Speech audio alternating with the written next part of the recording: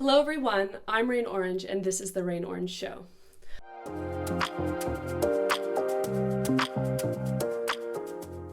I hope this finds you guys well. I hope you find it at all. I just want to say thank you for watching. It's actually super intimidating starting something like this because you just don't know, are you being a bit self-indulgent, or is there a really gap in the market, or you're not sure if people are going to watch or what you have to offer. I do think that there's like a gap in the market, so to speak. That's why I'm here. I'm just a normal person, a Christian, a mom, a conservative, but I listen to a lot of like podcasts and online news, infotainment kind of shows, but most of them are American, or some of them are English, but mostly American.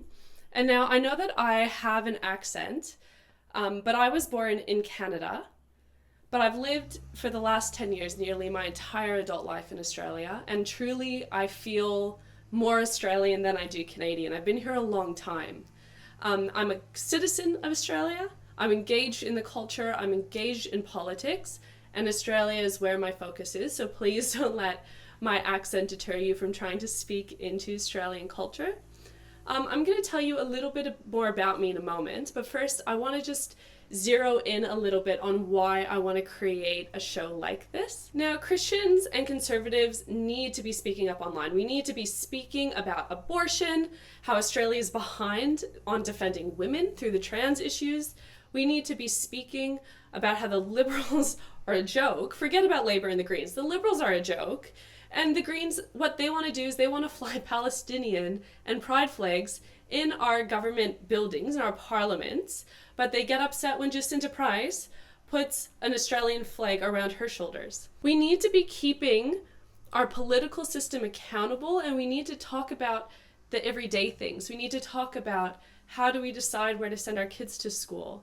How do we know what news and media is worth trusting and what's not? Some of these things don't have clean answers, but that's sort of the point, and I think we've forgotten how to have conversations about these things in our everyday lives. You might see people on TV spouting a certain worldview or a certain point of view on these things, but how do we go back and actually just have conversations with the people around us in our suburbs, at school drop-off, in our churches?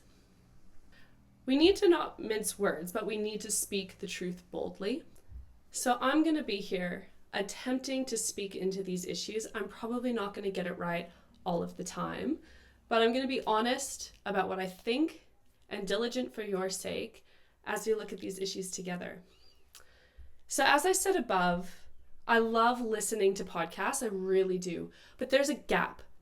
The only woman I can think of in Australia who's doing an online show to inform conservatives on the realities of living in a crazy woke.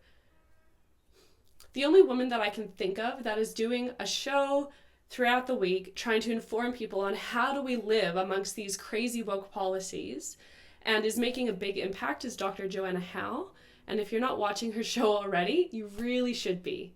There are some people online, like on Instagram in particular, making reels who have a bit of a following, like Selena 1010101 makes some really great reels. The Cedra women, obviously from Echo Church, are doing big things in this space, and Christy Johnson's been really bold at speaking up to the church and trying to wake them up. But we have way more men doing it in Australia. We've got John Anderson's podcast is a 10 out of 10. Joel Jamal, I think, has done 15 elections since starting Turning Point Australia, if I'm right, and he's put out heaps of helpful resources for that. And I think now with obviously the tragic assassination of Charlie Kirk, that Turning Point Australia is just getting started. George Mamalis, also a part of Turning Point Australia, with the Adelaide Sets, doing some great stuff. Although, I will say, George is probably a bit more conspiratorial than I'm inclined towards in his presentation, but I don't know if he's been wrong yet, and they're censoring him, so, there's something there. But there is a gap. We have some people starting to speak about these things in the Australian cultural sphere, but we need more. And I want to show you guys a clip from the Save Our Babies rally that was held in New South Wales at Parliament House last week on Wednesday, the 22nd of October. Gemma Noiosi, who's the Vice President of Libertarians for New South Wales, got up and gave a great speech. And I want to play it for you guys because it just speaks a little bit into why I want to start a show like this. So let's watch that together. Hello, Sydney! You guys showed up tonight. I'm so proud of you all. As Joanna said, my name is Gemma Noiosi and I am the Vice President of the New South Wales Libertarian Party, and I'm so honoured to be here standing on this little stage with these amazing, incredible women who are not afraid to fight the establishment. Give a shout out to the incredible women of BirdFlip. How inspirational are these women? They are going out into the streets having conversations with everyday Australians, and they're talking about a contentious issue. So well done, ladies, you inspire me every single day. We have a serious problem in this country. Leftist women dominate the media. Leftist women dominate social media, and they are currently dominating our parliament across the country. All of us pro-life women especially need to start standing up. Like Joanna said, we are not loud enough. We need to be loud to match their voices. They do not represent our values, and they need to know that. Do they represent us? That was awesome. I really love that video. So Gemma is absolutely right. We have a huge problem. Like, where are the women? Where are the Ali Beth Stuckies and the Brett Coopers in Australia? We do have Joe Howe, the BirdFlip girls, the Sedgers, like I said, there are people who are starting to speak up, but we need more. Where are the people who are keen and willing to engage in thoughtful conversations about what is happening in our world from a traditional conservative Christian perspective? Where are they? We are dominated by the left. And just these left-wing women that just spout absolute dribble in the name of feminism and progressivism, and it just makes me angry. Like, Abby Chatfield has over 580,000 followers on Instagram. Do you know what she's famous for? For being on The Bachelor. And I think she has even more followers on TikTok. She publicly promotes abortion, goes on drunken rants. She is a stain on our culture as someone who's a serious influencer. Or Hannah Ferguson's another one. Between her personal account, her podcast, and her media company, she's got like 350,000 followers. And she's also just posting this feminazi nonsense. In the wake of Charlie Kirk being murdered in front of his family, she actually said that she thinks that political violence is sometimes necessary, that Charlie did more harm than he did good, and that she's happy that he's not spreading his rhetoric anymore. Now, to be fair, she did also say she doesn't think he should have been shot in the neck in front of his family. But it just makes me wonder, like, if it happened under the cover of darkness, then would it be okay? Is that the way that you think political violence should be carried out, if you think sometimes it's necessary? It's a total joke for her to try to say that there's nuance there. There's not. Georgie Purcell is a Victorian MP who has more than 200,000 followers on Instagram. She campaigns against the convenience killing of dogs and horses, things where it's like, yeah, it's not good that they're killed in these races, not great. But she's actively promoting the execution of babies in the womb. At the moment, she's even campaigning for a watchdog to monitor conscientious objectors. This is dystopian, this is Orwellian, and this is who is sitting in Parliament representing the people of Australia. Now, they did vote her in, which is a problem. But there is no way that these woke women represent the normal, everyday Australian. There's just not. One of the things this is worth mentioning. We're not only going to be talking about abortion. We'll talk about a lot of things, but abortion is particularly one of the things I want to talk about on this podcast. So Georgie Purcell, again, in this report that she's released this report in Victoria. I'm assuming it's going to be followed up with a bill to make reform on abortion access, right? It's already legal up to birth for any reason, up to term. So she wants to make ultrasound-free pathways to abortion. All that does is put women at more risk. If you give a woman who has an ectopic pregnancy the abortion pill, which is what they would get before 9 weeks, then you could kill her. If you don't know where that pregnancy is, you are endangering the life of a woman. I've had an ectopic pregnancy. It's really serious.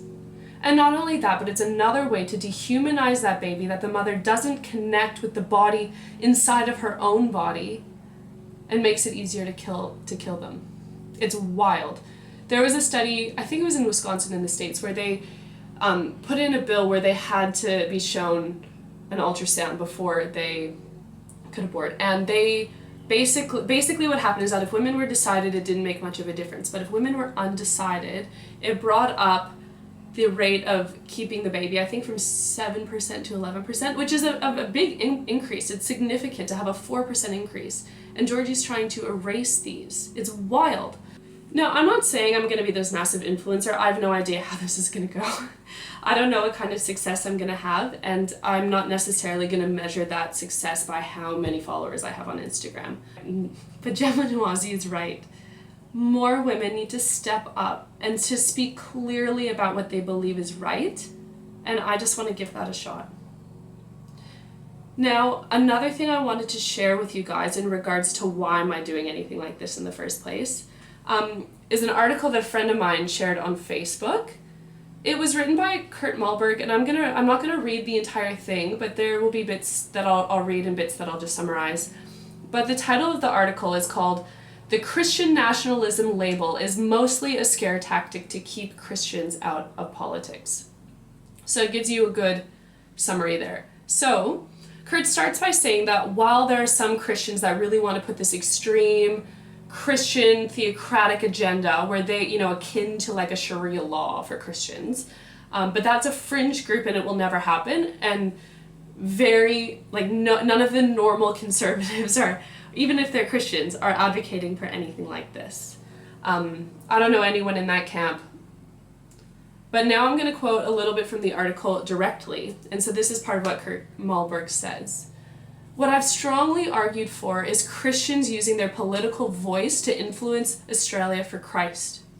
That's not Christian nationalism, it's democracy. It's the same freedom that every other Australian is afforded to shape our nation's character and identity. But here's the trick. Christians having any influence on Australia's political life is also dubbed Christian nationalism by the people who oppose us and want to shut us up.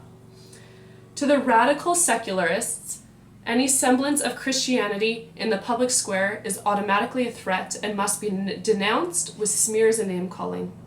This is a very manipulative game, and it is one we Christians have to stop falling for. Here's what the secularist is really saying. My secular progressive values are allowed in the public square, but your Christian values are not." So Kurt makes it clear in this part of the article that this is a trick, and it's worked. But no more, we say, right? He then puts up this totally apt verse from Matthew that I'm going to read for you because more scripture is always better, right? This is from the Sermon on the Mount, very famous.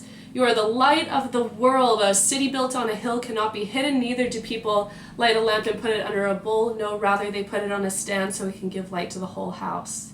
In the same way, let your light shine before others, that they may see your good deeds and glorify your Father in heaven." Matthew 5:4, it says to 16, it's 4-6. But then Kurt goes on, after giving this great statement from Jesus, to talk about how conservatives are not allowed to let their faith impact their politics, but how if a progressive can lean on the Bible to get anything forward in the progressive left agenda, that they are hailed, for their love and compassion and all of these things, right? So let's read a little bit more and we'll unpack that with Kurt. So he says, "If a Christian uses Jesus' words, 'love your neighbor,' to justify expanding the welfare state, secular progressives love it. If a Christian uses Old Testament passages about caring for sojourners to justify wide open national borders, secular progressives love it. If a Christian uses Christ's love for the outcast to sanction homosexual relationships or to erase the male-female binary, secular progressives love it. If, on the other hand, progressive Christians are allowed to invoke Christian theology in defense of their favored policies, then Christians are by all means allowed to do the same. No more mind games, no more deception. Let's be done with the Christian nationalist and the theocracy scare tactics. The people who push it are trying to minimize Christian influence in national life.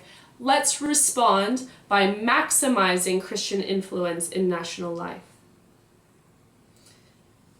That, friends, is what I want to do. This isn't about me. It's the Rayne Orange Show, but it's like I've got a really marketable name. That's not my fault. I'm not going to mince my words. I'm not going to say that evil is good and good is evil. You can trust that from me. I might not always get it right, but we need more Christians speaking up for the culture, and to do that without yielding to fear. Our country, our culture depend on it.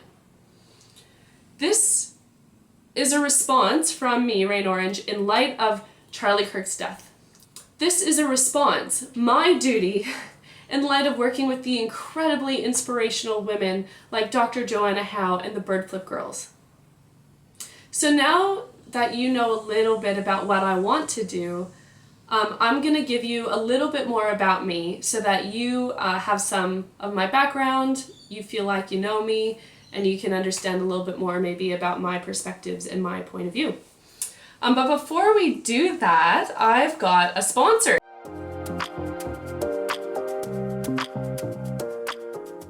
This podcast is brought to you by KN Media Australia, the team that actually understands attention and what makes people care. They're known across Australia for their high-impact video content, but they don't stop there. KN Media builds entire brand ecosystems. Strategy, design, social presence, full campaigns. Everything that your message needs to cut through and actually land. Don't just post, influence. You can learn more at knmedia.com.au. That's CAYEN media.com.au. Our other sponsor for the podcast is Little Bean Coffee. Now, Little Bean is really exciting because it's Australia's first pro-life coffee brand. So 10% of all of their profits go to pregnancy centers across Australia. These centers are incredible. They are the hands and feet serving women who are in need. These centers provide practical support for these mums, including housing, baby supplies like nappies and clothes. They do counseling. They help with employment. There's mentoring opportunities. They'll even have someone that can go with you to appointments if you don't have anyone to go with you to. So every cup of coffee you drink with Little Bean actually does save lives. And so you need to follow them. They're at littlebean.au on Instagram. And you can visit littlebean.au to shop or to find out more. And if you use code RAIN10 at checkout, then you can get 10% off your order, or you can get 20% off if you couple that with a subscription.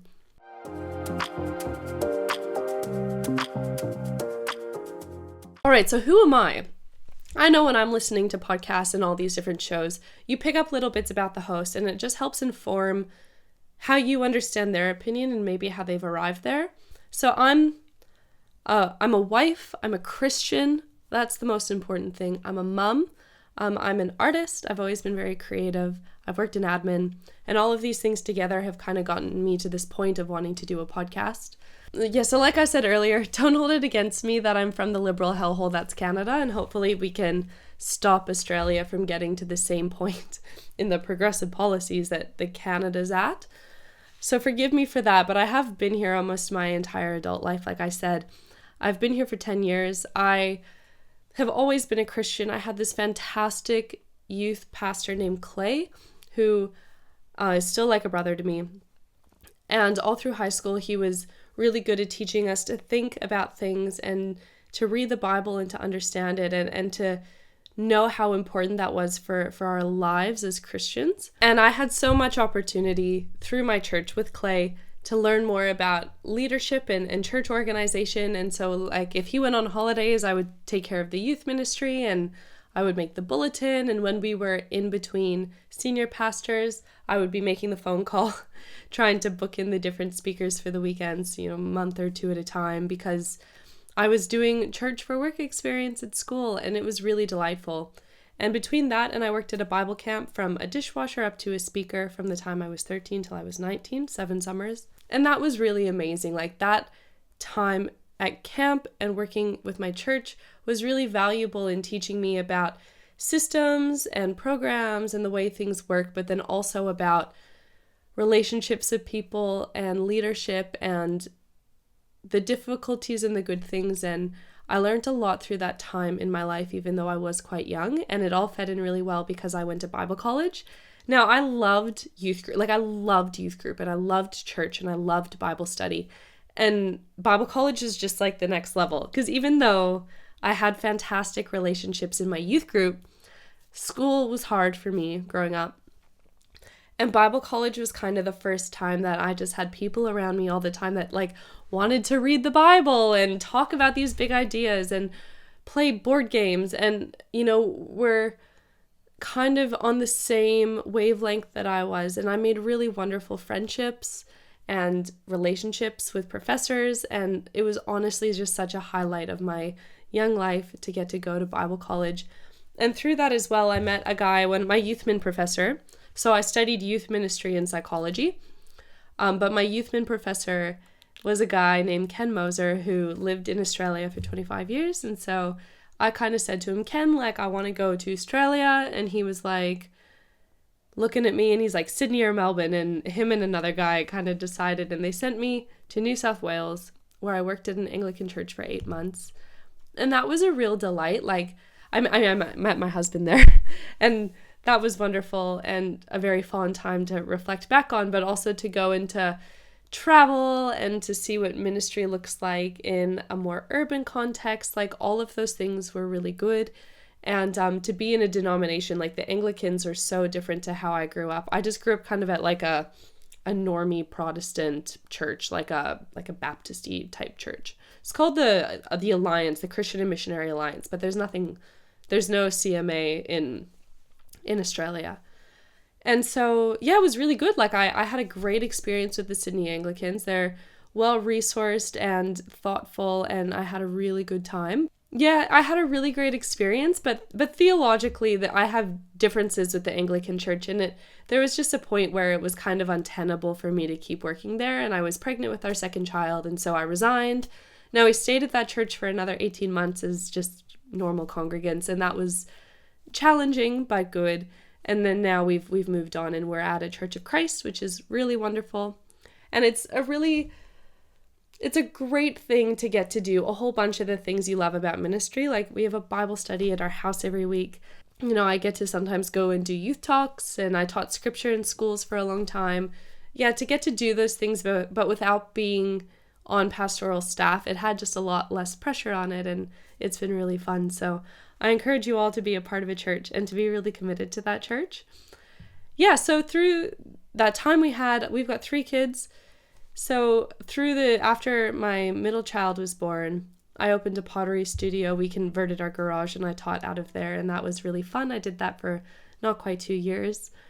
And then we had to move because, well, we didn't have to move. I got pregnant again, and it's that third kid trying to figure out, is our house quite serving what we need for our family? And so we moved, and while we really love our home now, it's just, we didn't have enough electricity to keep running a pottery studio on this property. So the dream died, but that's okay.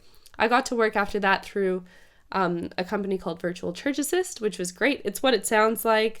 Basically, when you have a church that needs an admin person for like 2 3/4 days, and you can't find anyone, and you can call on VCA and we can help. Most of these things can be done online nowadays, and it's absolutely wonderful to have the opportunity to get to facilitate ministry in churches from your couch with your kids at home, flexible hours. It was really, really wonderful, and I really cherish my time at VCA. Through my job with VCA, I got connected with a guy named Mark. So Mark does ministry to Roman Catholics, and through this admin role, I ended up convincing him to do a podcast, sort of. He wanted to. And so with him, I got this chance to start my first paid pod project, which was Certainty for Eternity, the podcast. Now, little plug, because I love my podcast, but if you are specifically a Protestant looking for more context to understand your Roman Catholic friends, figure out what are some of the differences in what you believe, and how do you have really good conversations about Jesus through those different worldviews, that's what our podcast is for. If you're Catholic, sorry, not sorry. The pod's probably not for you, but you can watch it at your own risk. That's fine. I love you. I just want everyone to know and love Jesus. That's the goal. It's the most important thing. and you're free to disagree with me, which is one of the best things about free will and living in the West. And so I was doing this work with VCA, and right now what my job is, and it all sounds like a lot, but I promise there's years in the mix, is I get the pleasure and honor of working with Dr. Joanna Howe. She's formidable. She's standing up for babies. And if you've been following along at home, you'll know that in the first part of 2025, Amanda Kahn and the Greens put forward this really terrible bill that would have, stripped doctors of meaningful conscientious objection and made Christian hospitals do abortions even when it's against what they believe. It would have removed all the reporting requirements on abortion, and the one thing that did get through, because successfully through our campaign, the bill was gutted. But midwives and some nurses are abortionists now because they can give out the abortion pill directly, which they, without a doctor's oversight, which they wouldn't have been able to do before. So it was a truly terrible bill. And if you've been following, again, you'll know that we had 2 big rallies. There was debate. They gave a government time, but we still managed to get an amendment through to increase the reporting requirement. And only that one last bit about nurses and midwives still being able to give the abortion pill out is what's in there. Anyways, through that campaign, there were letterbox drops. And so I went to one of those and I met Joe. We connected right away and stayed in touch. And I'm very lucky to be a part of her team. I'm the administrator for BirdFlip, so I'm behind the scenes. I schedule all the videos and do things like that. But it's a real joy to get to work with Joe in the pro-life movement. We are really focused. BirdFlip has this awesome team of girls. There's 5 of them that make reels, and they go out most days, and we're really trying to raise awareness of what's happening in Australia and promote cultural change and to show people like it's actually cool to protect babies. And it's been really exciting, like to see the growth of the page and the interaction and to see the girls as they're figuring out what are the best ways to communicate. It's a real joy. And hopefully we'll have some of the BirdFlip girls on here at different times. And so through doing the pod with Mark and then doing this work with Joe, I was kind of like, I think that we need more, like I said earlier, I think that people are hungry for resources and to have conversations. And I think that while maybe we used to talk to our neighbors about our lives genuinely and about the world around us, I think we've forgotten how to do that. So hopefully this will be a space that we can have conversations about politics and what's happening in the world, but also about family life, and have interviews with people who can help inform our worldviews and how we think. That's my goal. I'm not going to get it right all the time, like I said, but I am really keen. So as well as being a Christian and an administrator and someone who loves this new media landscape, I wrangle 3 kids, which we said I have an amazing husband, Tim. God really knew what I needed when I moved here and we fell in love. He's so steady. And I make decisions quickly and am, more high energy sometimes. Not since having kids. I also do CrossFit, which we're definitely going to talk about because our body's a temple. And yeah, I love it. Anyways, it's awesome. We host a weekly Bible study and walk in the sunshine and go for bike rides and enjoy living in the lucky country. So I hope that this gives you a little bit more about me. And yeah, that you're excited to start the journey with me. That's all we have time for today. So we'll see you next time on the Rayne Orange Show.